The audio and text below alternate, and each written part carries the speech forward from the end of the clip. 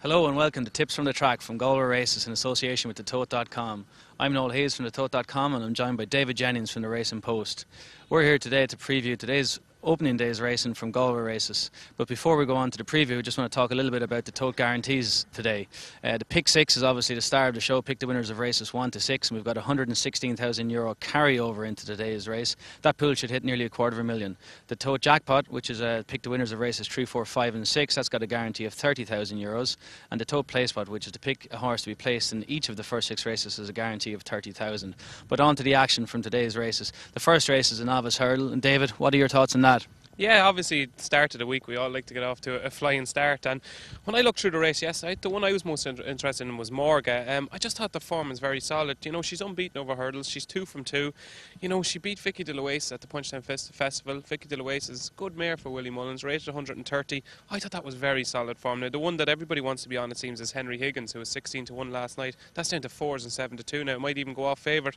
But I just think Morga's just got the stronger form. She jumps well. She's a guaranteed stayer. They're going to go real lick in this race. You've got Earl Koenig of Tony Mullins, loves to just blaze off out in front, so they're going to go really fast, and I think that'll play into the hands of Morgan. You know, at around 3 to 1 or 7 to 2, I think Morgan is probably the safest option. Yeah, I think it's a traditionally more open race than we typically expect for the opening race of the festival. One I like is Willie Mullins' McKinley. He's a big price, double figures, which is quite unusual for the Willie Mullins candidate in a novice hurdle like this. I think he's just been improving with a bit of racing. He could be an each-way selection. But anyway, on to the second race, David, and that's a handicap hurdle.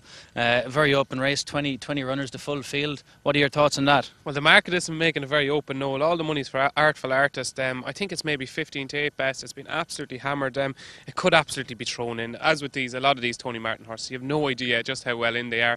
The form of the stable is probably a little bit of a worry. They're just not really firing on all cylinders. But Barry Garrity booked. His flat form is very, very solid. And, you know, it could be in a completely different league to these. Could be 12 or 14 pound well in. But the one I like certainly each way is King of Oriel of Donald Kinselas.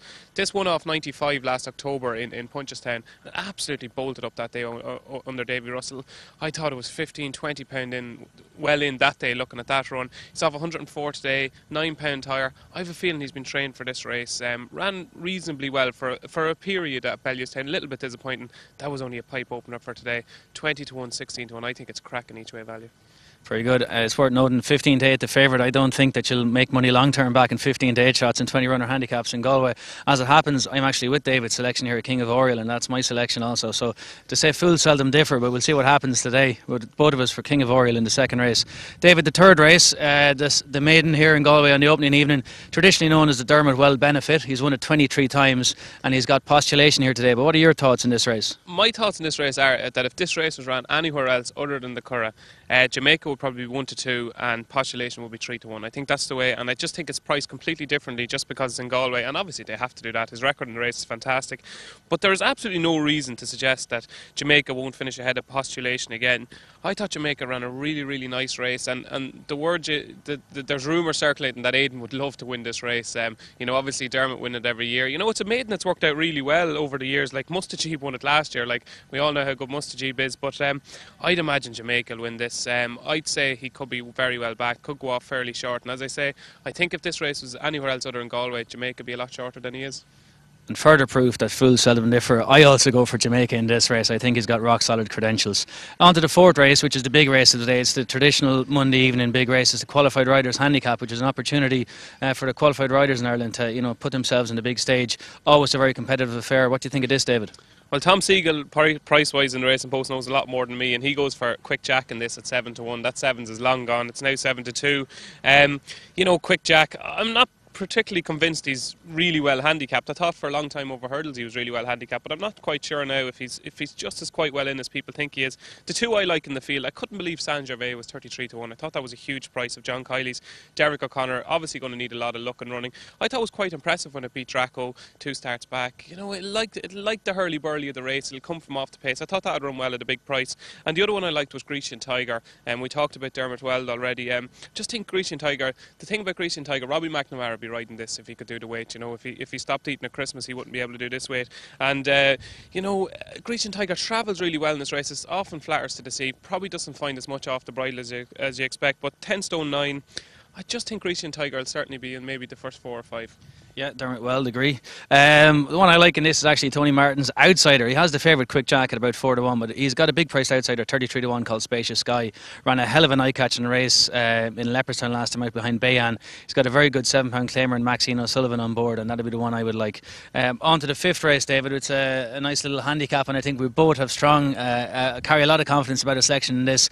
Further proof that fools seldom differ, but we'll let you rattle on here very quickly about why Botanica Lady is the one we both like. Yeah, it's funny, you have all these big festivals, you've got Cheltenham, you've got Punchestown, and people are asking you for weeks, what do you fancy, what do you fancy, what do you fancy? And at Galway you just can't fancy anything because you don't know what's going to be running. But it's funny, last Wednesday or Thursday I kind of started going through a little few of the handicaps and things, and the one horse that just I couldn't wait to run was Botanica Lady in this. Now there is a lot of, there's a lot of ifs and buts. It's back down to 7 furlongs, she probably wants a little bit further. But if anybody watched her run the last day in Killarney against Reina, who's a well handicapped horse of John Ox's, she was completely out the back, was really keen, got hampered, got no run, and still she finished fifth. And could have finished a little bit closer. Things went her way. I'm convinced she's really well handicapped. This filly.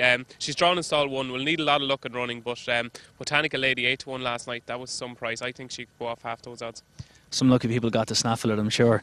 Anyway, on to the sixth race, which is a 1.5 mile handicap. What about this one, David? With Dermot Weld, obviously, again, one of the favourites here. What are your thoughts? I thought probably this is probably one to side with Dermot in. Timmy Ann, obviously we don't know, rated 77.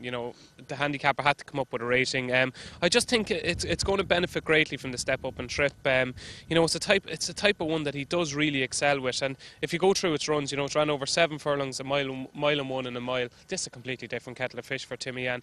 I don't think it's the greatest race in the world. I thought Cabjoy was slightly overpriced as well, around 10 or 12-1. But I'd say this might go to Dermot Weld and Timmy Ann.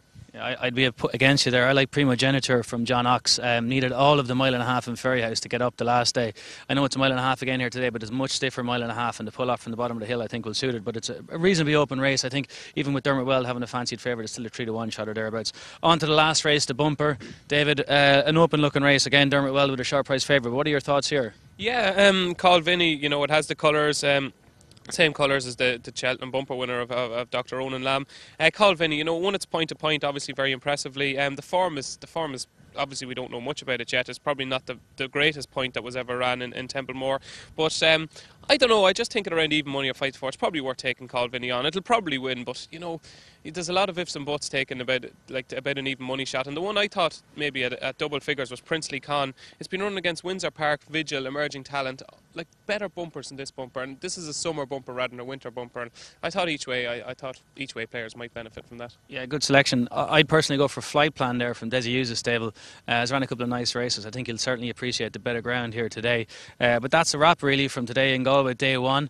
We'll be here for all 7 days previewing the cards, so keep an eye out on Twitter, on Facebook and on the Tote.com and various places for our selections every day. And of course don't forget the Tote guarantees and rollovers. Today the pick 6, €116,000, and we've got a jackpot guarantee of 30,000 and a placebet guarantee of 30,000. So until tomorrow, best of luck today with your punting.